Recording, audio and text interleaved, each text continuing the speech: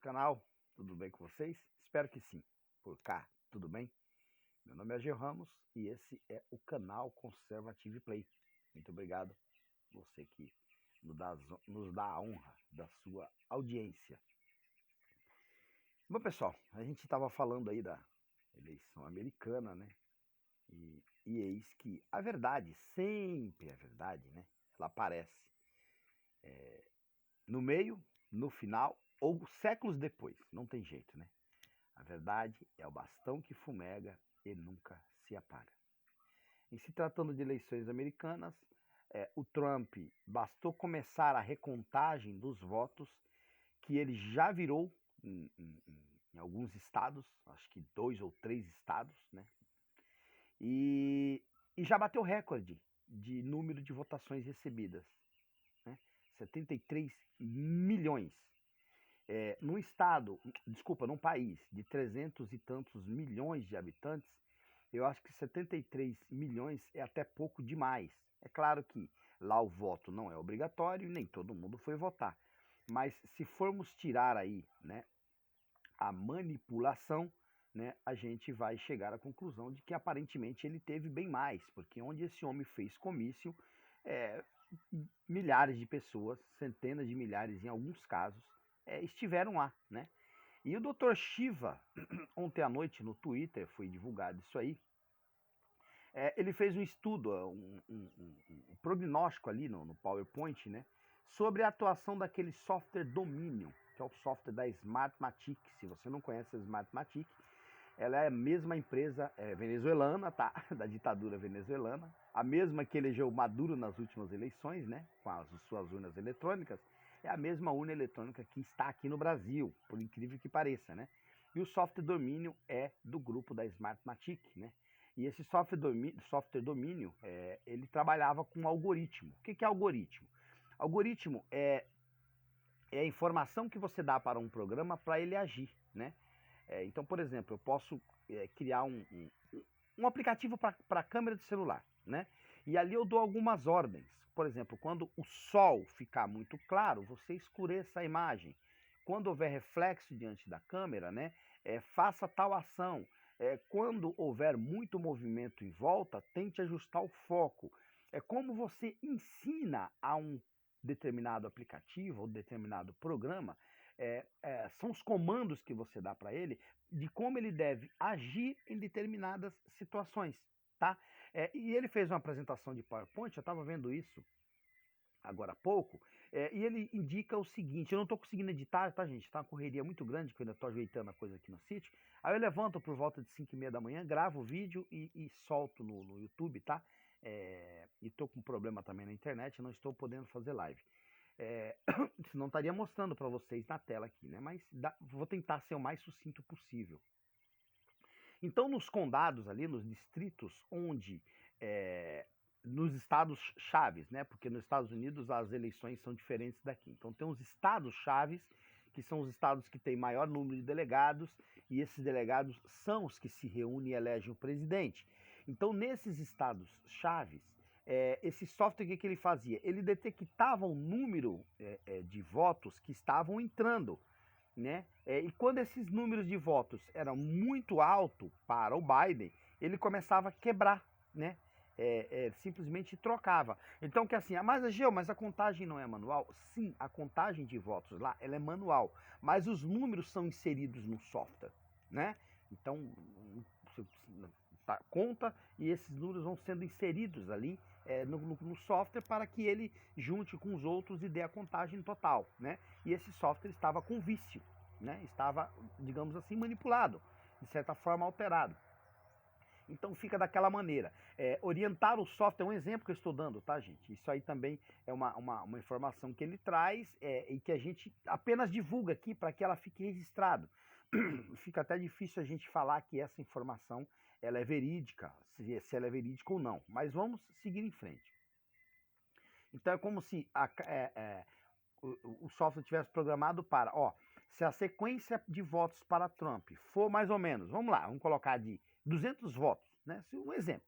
Se o Trump receber uma sequência de 200 votos, E o Biden, nessa sequência, nesse bloco de 200 votos dados a Trump, o Biden tivesse ao menos só 10 votos, o exemplo que eu estou dando aqui, o software ele ativava. Falou, opa, Trump está recebendo muito voto.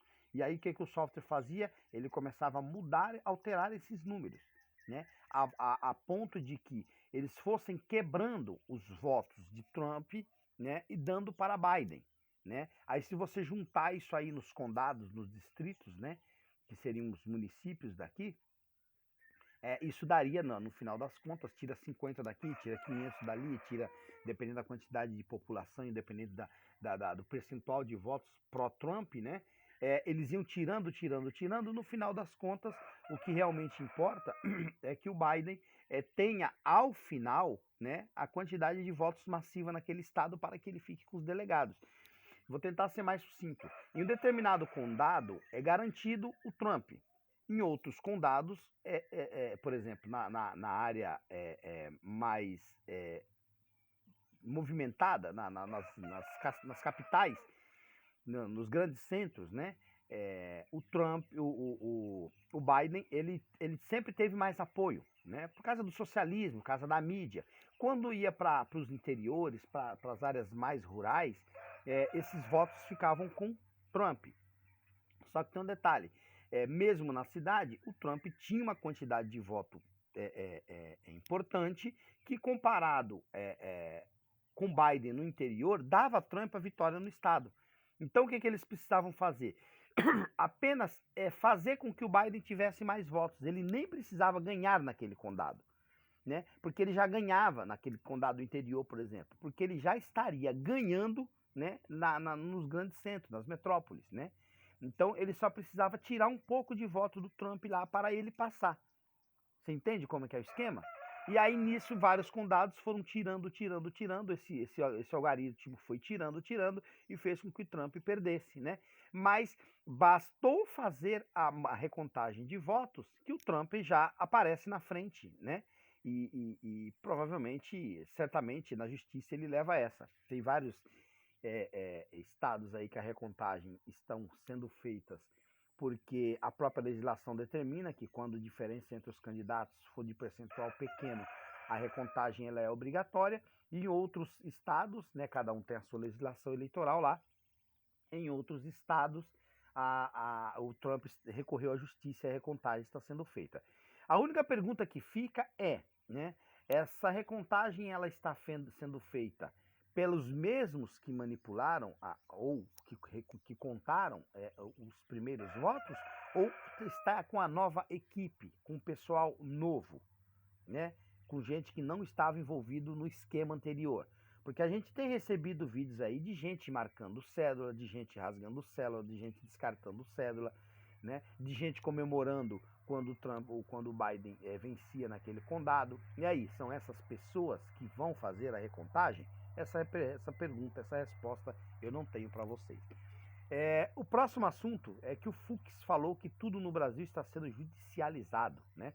Tanto questões políticas como questões regionais, bem como, desculpa, a câmera me cortou aqui, bem como questões simplesmente que cabem ao STF, né?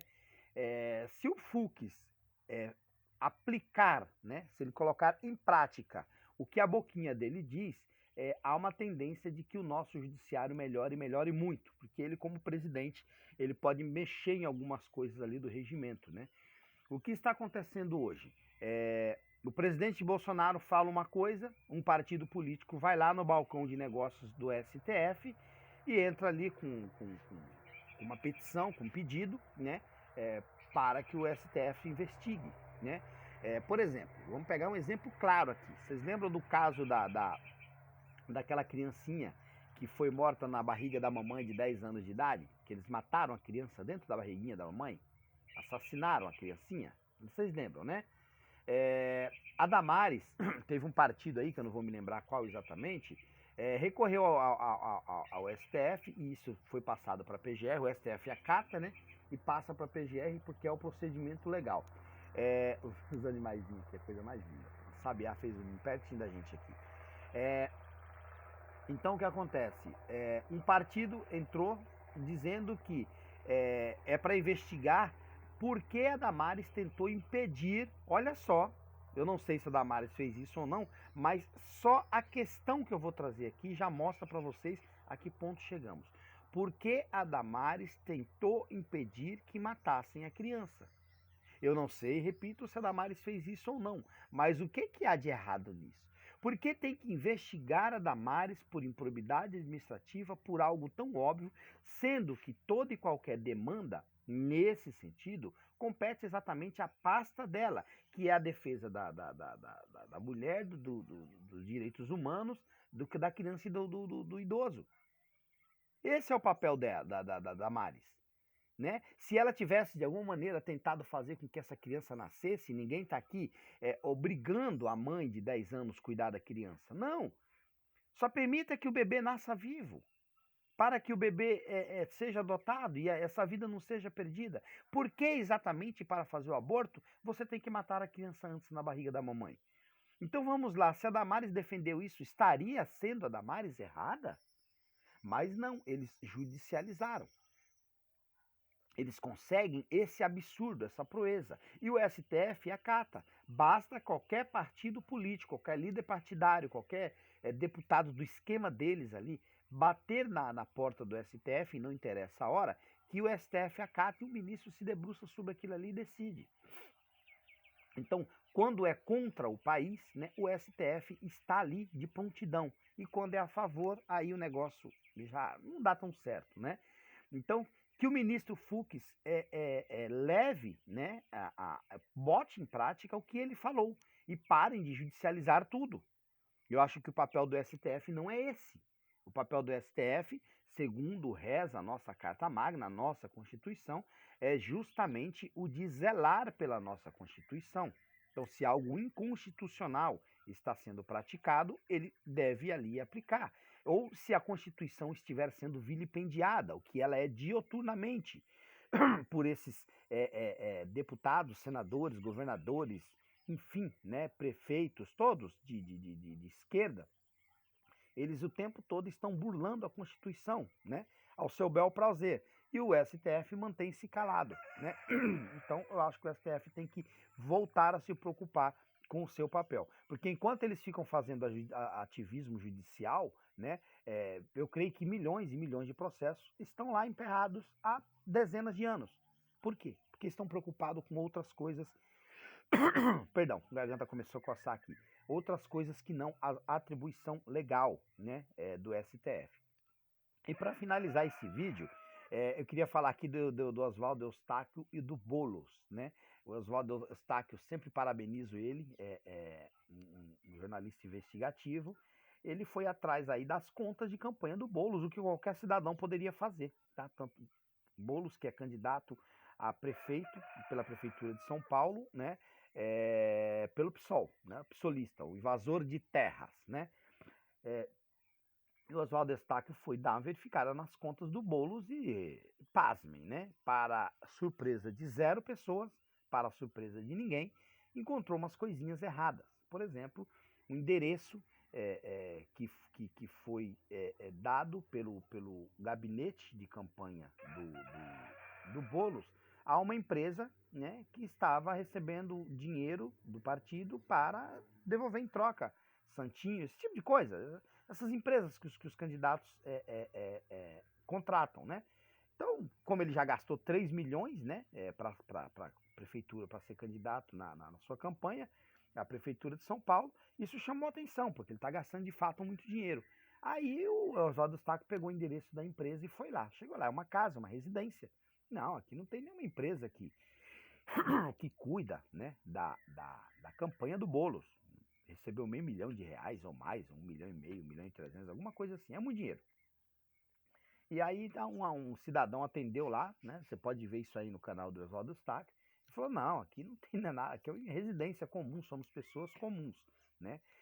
E uma outra empresa, que também prestou serviço ali de assessoria, o Boulos foi atrás e não, o rapaz muito solícito falou, não, de fato nós emprestamos, eu emprestei sim o endereço para um amigo meu que está no exterior, não foi nem aqui no Brasil, né? e essa empresa também recebeu dinheiro, e só que de fachada, tudo de fachada. Quando foi questionar o Boulos, ontem, foi ontem, anteontem, né, no debate, eu não estou acompanhando, o Celso Russomano questionou o Boulos sobre isso no debate, né? Não sei que emissora que foi, porque eu não assisto televisão. E o Boulos desconversou, né? Fingiu demência ali, não quis abordar isso lá na hora do debate. Você vê que como quem deve age, né? Só que depois a assessoria de campanha do Boulos fez um comunicado dizendo que as empresas, as casas, né, que não era empresa, os endereços fictícios que Oswaldo Eustáquio foi visitar, esses endereços, na verdade, não tinha ninguém lá, porque eles estavam em home office. Mas peraí, não era uma casa? Se era em home office, é naquela casa que eles deveriam estar trabalhando, não era? Já que o endereço pertence a uma residência. Então você vai vendo. E por incrível que pareça, a maneira como a imprensa trata, né? Você fica olhando aí, ao invés deles irem para cima da denúncia e ver o que está acontecendo com o Boulos, o que ele faz? Jornalista preso, jornalista não, blogueiro, porque ele é jornalista, tá? Tem carteirinha e é filiado sim ao jornalismo investigativo aí, esses sindicatos aí, eu não sei como que é o nome, né? E aí tá assim, blogueiro bolsonarista que foi preso pelo STF, né? Acusa Boulos de tal coisa. Então, quer dizer, ele ao invés deles irem para cima do acusado, eles agora vão para quem está acusando. E não é acusação, é uma denúncia, né? Eu até usei o termo errado aqui. Então, ao invés de verificar o denunciado, eles vão e tentam bater em cima do denunciante. Por que isso? A mídia fez isso? Porque não tinha mais jeito, né? Para a mídia não havia mais saída. Não tinha como esconder, porque a hashtag Laranjal do Boulos, ela esteve o dia todo em alta, então fica difícil, é o assunto do momento, a imprensa tem que tocar no assunto. Mas ao invés dela tocar no assunto da maneira correta, o que ela faz? Ela vai e denuncia o denunciante. É como se eles estivessem fazendo isso. Para quê? Para trazer descrédito. Então a imprensa chegou num ponto que não interessa se o cara está roubando ou não, né? O que importa é tirar a direita do poder, né? O presidente Bolsonaro tem falado muito aí do Celso Russomano em São Paulo. Ele está liderando as pesquisas, né? Passou à frente. O Terça Livre o entrevistou ontem, né? Então ele está despontando aí. Em São Paulo, o movimento conservador ele é muito forte, né? Então eu creio que o Russomano vá para o segundo turno. O certo é ganhar logo em primeiro turno, né? E a gente tem que ficar acompanhando. Chegou a hora, né, de decidir. Nesse final de semana aí acontecerão as eleições municipais, e tem muitas cidades grandes, né, os candidatos da esquerda, né, estão na frente, estão despontando. Isso é mais uma prova, tá, de que a gente fala para bolha. Esse meu vídeo vai atingir pessoas que concordam com as minhas ideias, né? Isso significa também que as pessoas não estão compartilhando esses conteúdos que fazem com que as pessoas abram a mente, né? Então as pessoas estão ainda naquela caixinha, naquela redoma do socialismo. Ontem mesmo eu conversava com um amigo meu aqui, vizinho aqui do sítio, e ele é petista roxo. Mas por quê? Por causa do assistencialismo, né? Por causa dessa falsa promessa, né, de ajuda, por causa dessa venda de dificuldades para colher facilidades, né? Então é assim que eles agem, e as pessoas elas são enganadas. Basta que você converse meia hora, né, com a pessoa, explique exatamente o que é o socialismo, e eles acabam entendendo, né? E aí fica mais fácil você agora afinar a narrativa. Então cabe a nós, né, fazer o trabalho de formiguinha. Eu vou bater sempre nessa tecla aqui, fazer o trabalho de formiguinha para esclarecer as pessoas que nem tudo que reluz é ouro. Obrigado por você que acompanhou esse vídeo até aqui. Até o próximo vídeo. Fiquem todos na paz do Criador. Um excelente dia.